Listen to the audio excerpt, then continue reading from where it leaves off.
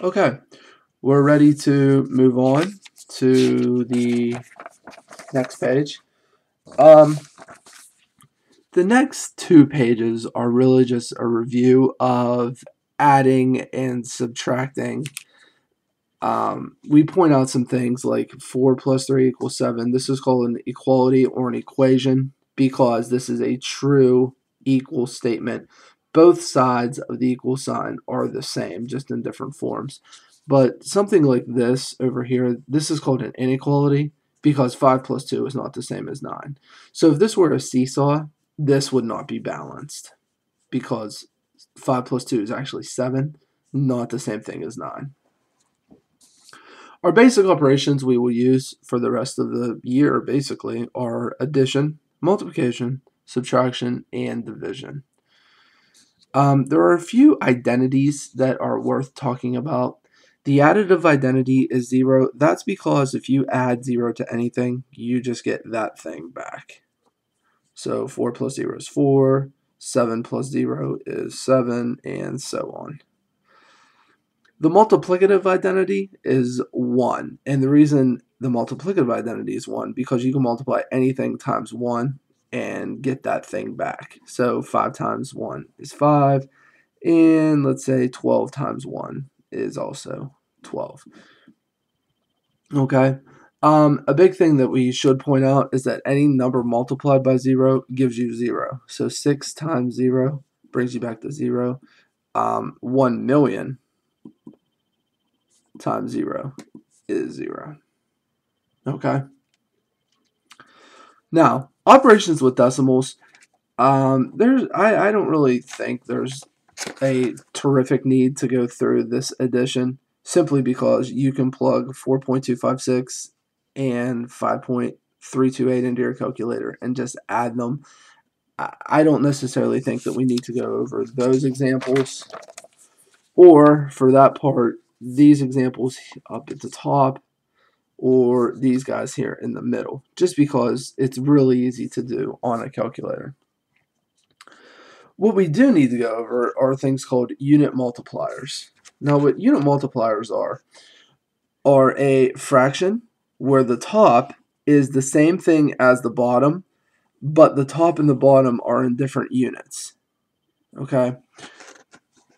And the reason they're called a unit multiplier is if you would reduce this, you would get a 1 because the top and the bottom are equivalent, just in different forms. For instance, there are 3 feet in 1 yard. That's a unit multiplier. Another good example could be 12 inches in 1 foot.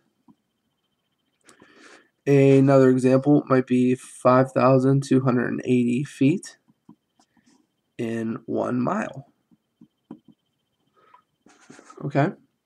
And the reason these are called unit multipliers is because the top is equivalent to the bottom. They're just in different units or different forms. Okay, let's go to the back and actually try some of these.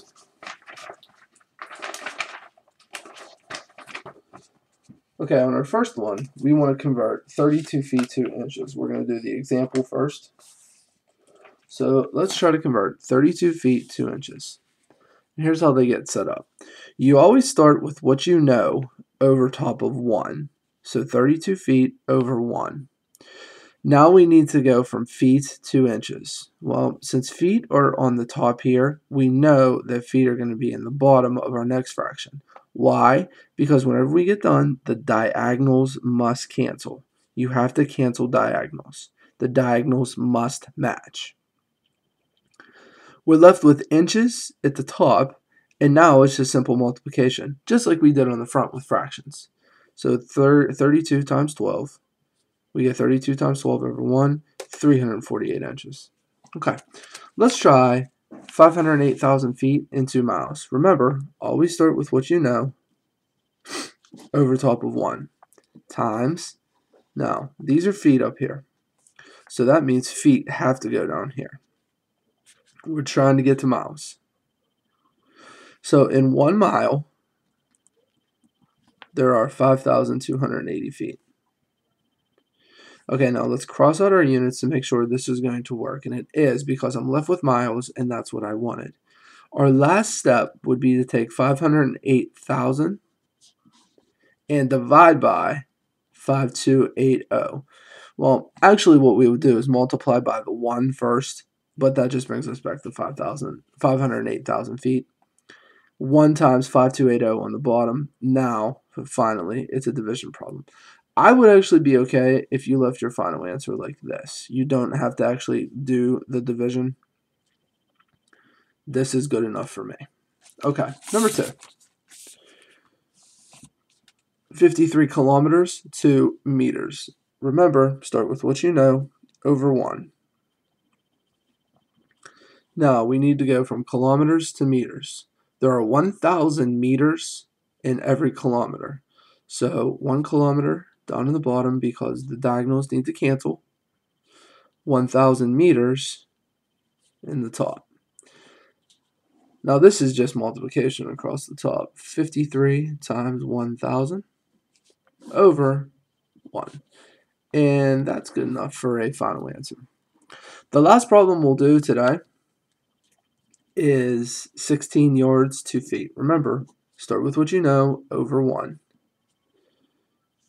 times how many feet are in a yard? Well, 1 yard is equal to 3 feet. The last step here is to multiply straight across the top. 16 times 3, which is 48. So 48 feet.